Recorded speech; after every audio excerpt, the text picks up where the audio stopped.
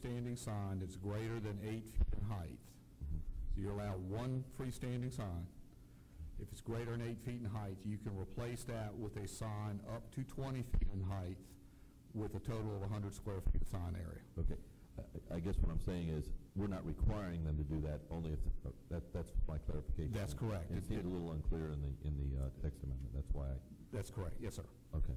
All right. Benjamin, if I could help Mr. Popowitz, the genesis of this text amendment comes from a business in the district that I represent, and they had a sign that was knocked down by the weather, and unfortunately they waited more than a year and kind of let the replacement time pass where they could have put it up. So now we have to give them another mechanism to do it. But we're not saying if you've got a sign, you've got to take it down and put up a new one. This just gives them the ability to put up a new sign. Yeah. I read it kind of funny, and I was just concerned that was the case, and I don't want that to be the case. Okay. No, we're not going to force anybody to take their sign down. We're just allowing them to put signs up that they let the time period lapse. Okay. I don't have any problem with that. Right. Other questions, board members? Mr. Chairman, I make a motion that if that's the case, that we approve text amendment 07-2010. Second. Motion made and proper seconded. We approve text amendment 07-2010. All those in favor say aye. Aye. Aye. Opposed, same. Motion carried. Unfinished business. Was item 10 was pulled. Item 11, continued discussion of Washington Rochambeau Victory Park T21 grant project. Mr. Chairman, can we pull that until November the 9th, the 12th, or 16th meeting, I think it is? When's the next meeting, first meeting in November?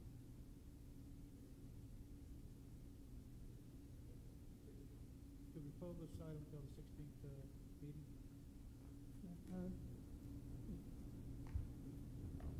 Okay, I have no objections to that. Okay.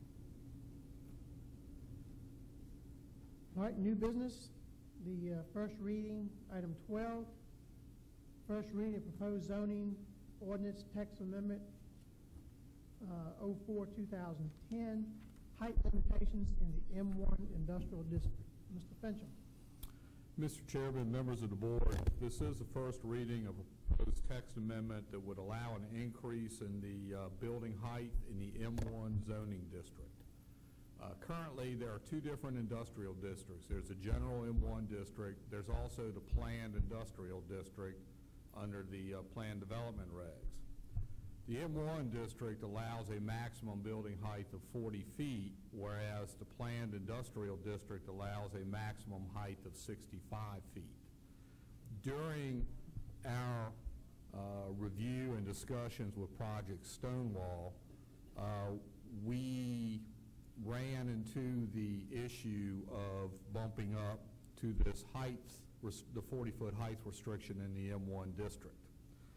The applicant had requested that we go ahead and go forward with a text amendment, even though we prepared a zoning interpretation that addressed the height issue. We were very comfortable with that. They asked that we go ahead and prepare a text amendment to address future concerns that they had related to the possible expansion of their building and not, wanting to bump up against that ceiling height again. In looking at it, we felt that this is a situation that we're likely to face in the future as other manufacturing and distribution prospects look at Caroline County. What was once deemed to be a fairly safe building height for industrial structures, for example, with the different racking systems they have now for storage, it's likely that we will face this issue again in the future. And we felt that it was appropriate to go ahead and make a recommendation that the height limitation be increased to 65 feet, consistent with the planned industrial district, but with the added provision that for each additional 1 foot increase in building height required an additional 2 foot setback above and beyond the required setback in the M1 district. So you would have a greater buffer area the higher you went with a structure. Planning Commission did recommend approval of this request to the board. and I'll answer any questions that the board may have. Okay, thank you, Mr. Fincham. Board members that would like to have questions on Mr. Fincham at this time. Mr. Popowitz? Not a question. I just think that we definitely need to do this. I think it makes a lot of sense to match up our two districts. So. Okay, Mr. Akers, questions on the, No, Mr. Seeley? None at this time, Mr. Chairman. All right, Mr. Vice Chairman? Yes, Mr. Fincham, just to make sure, if a property is zoned in this way, but you haven't built on it yet, in other words, if I did a rezoning last week, but haven't built on it, once this takes effect, I can then go with the new higher height, or is it only for things that are passed after this? Any property zoned M1, in theory, would be eligible. This would apply to any M1 district. Now, having said that, remember, you have an additional setback from the property line for each 1 foot increase above the 40 foot. So if I've started building my building, I'm pretty much locked in, but if I haven't, I can go back a foot and up a foot. Right. Back 2 feet, Back 2 up feet, 1 foot. Okay. Yes, sir. Okay. So, for example, if you have a 40-foot setback, and you wanted to go from 40 to 65 feet, Yeah. 2 feet means you would have a 90-foot setback instead of the 40. Okay. Which theoretically gives you a better visual effect on the building. It's less imposing because it's further back. So Yes, it sir. doesn't look as Yes, sir. Okay. I understand. Thank you, sir. Okay, gentlemen, how you like to dispose of this item? Motion would be in order. Mr. Chairman, I'd motion that we move this item on to public hearing. Second. I had a motion made and seconded that we move this on to public hearing. All those in favor say aye. Aye. Aye, pose same. Thank- Just October 12th. October 12th, absolutely. We certainly want to work with our businesses to get them moving. We want them here. So do all we can do to get them to the point where they can get in operation as quickly as possible. All right. Next item that we have, the first reading for the proposed backflow prevention ordinance. Mr. Borchak. Good evening, sir. Yes, good evening, Chairman, members of the board. The proposal we have for an ordinance tonight comes basically to, there's already some language in the wastewater section of the code that addresses some of these issues, but this particular format and ordinance, first of all, is much more comprehensive, and it does follow very closely the sample that VDH has for the ordinance for backflow prevention and cross-connection control. So the purpose of the ordinance essentially is to abate or control actual or potential cross-connections and to protect the public health. And the particular ordinance that we're proposing, it does establish some enforcement programs. It defines some of the issues under which backflow can occur in specific commercial, industrial, or residential situations. And it also addresses specific types of backflow prevention devices that can be used. And it sets forth also a means to determine actually the degree of severity of the various backflow prevention or potential backflow situations. So what we're looking at is to address any questions that you might have and then move forward for a public hearing to adopt this particular ordinance. Okay, questions? Mr. Borchak at this time, Mr. Poplar? No questions. I think this is pretty standard stuff here. I think it's something we need to continue with, and yeah, definitely take the recommendation here. Okay. Mr. Akers? I don't have to take the word from Mr. Okay. Upward's here that it's in good shape because he's more of a field person I am. Mr. Borchak Mr. Seeley? One question. Yes. In the adoption of this, will it have buildings that are existence, for example, some of our buildings in the county, will we have to then go back and start down this path with backflow preventers for all of them? Or only on future buildings?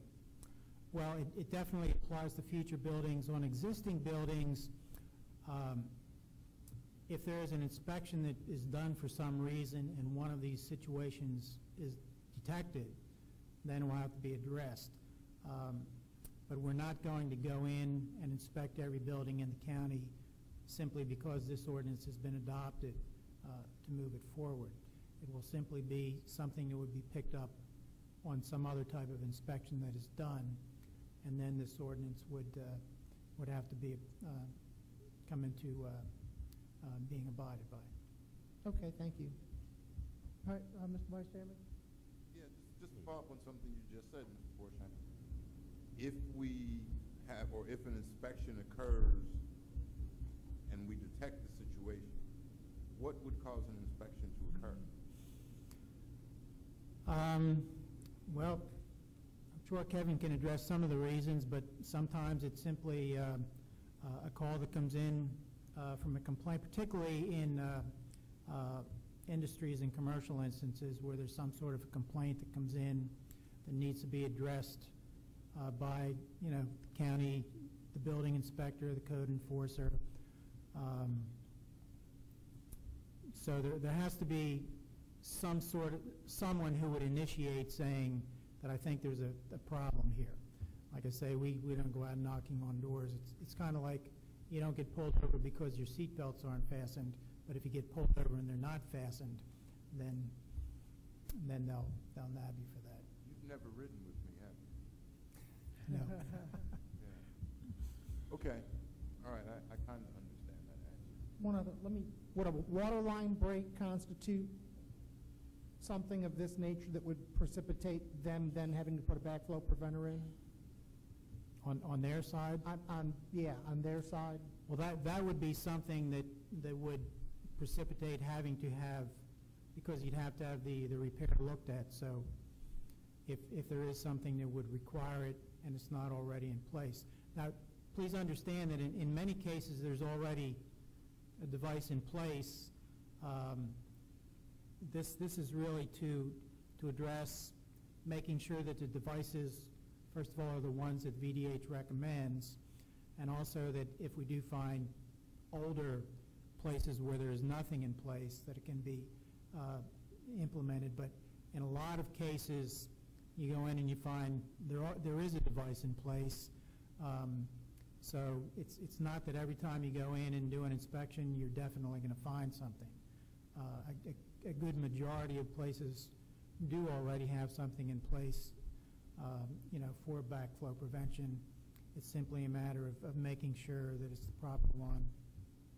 So, But water meters are not backflow preventers, just water meters, the newer water meters do have check valves built in. Some of the older ones, if you go back far enough, no, they will flow in reverse, but the newer ones do have check valves built into them. Thank you. Okay, and just what is, just explain to me what would have to happen for someone to install one of these, the type of job. I mean, you're just talking a backhoe, shovels, how big a job is it? Well, again, it's going to depend on the type of potential contamination that would occur. Suppose there's a place in the county that does have some toxic chemicals that could get on the floor and be in an area where it's close to, say, a hose connection, where if there was a vacuum situation could be drawn in. You'd have to look at what is the potential and what kind of chemicals or whatever could possibly come in. In some places, it's simply making sure there's a sufficient air gap. So it's not really installing any kind of a device. In some places, there are specific devices that have to be placed in, which they can get rather expensive if the situation calls for it. The reduced pressure what we call RPZ valves. Some of those get rather expensive. Most of them are put in some sort of a vault or something, so it can get to be a costly proposition. But again, most of those, I think you'll find that as they've been constructed, they probably have something in place already. Right, so are traditionally in a box or something already, if there's an existing one? I'm just trying to understand what someone has to go to put one in. Okay, if they're going to put an actual backflow preventer in, Right. typically that would be in some sort of a vault. Depending on the size, it might be just a little box, as you 4 by call it. 4? Some of the bigger ones would actually have to be in a manhole or some sort of a concrete vault. Okay. Some of the bigger ones, but that, you wouldn't find very many of them here in the county. Okay. Most That's of them what I would be wanted to smaller. understand. All right. Board members, how you like to proceed? Heard the discussion? No more discussion on my part. I'd like to make a motion that we proceed to public hearing on this.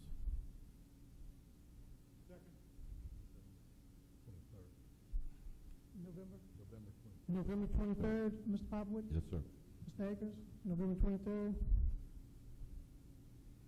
Have a motion made and probably second that we proceed with the second reading for November 23rd. Right? Right, all those in favor say aye. Aye. Aye. Opposed, same. Right, motion carried. Thank you, sir.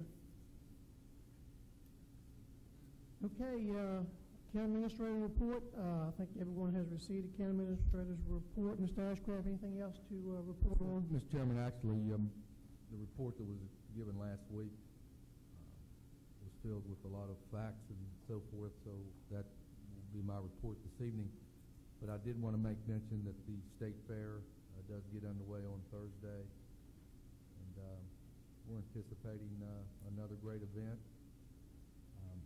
We also want to continue to make it known that any not-for-profit organization who has not yet taken advantage of free tickets to the fair, they are still available at the visitor center. We are giving 12 tickets each to each not-for-profit organization that we hope that those tickets will fall into the hands of children, because I believe that's what Mr. Roberts' intentions were when he graciously gave us those tickets last year and this year. We still have some tickets remaining, so any not-for-profit who hasn't taken advantage of that, we would certainly encourage them to do that. And Dr. Killo's already made reference to it, but the school CIP was given out this evening.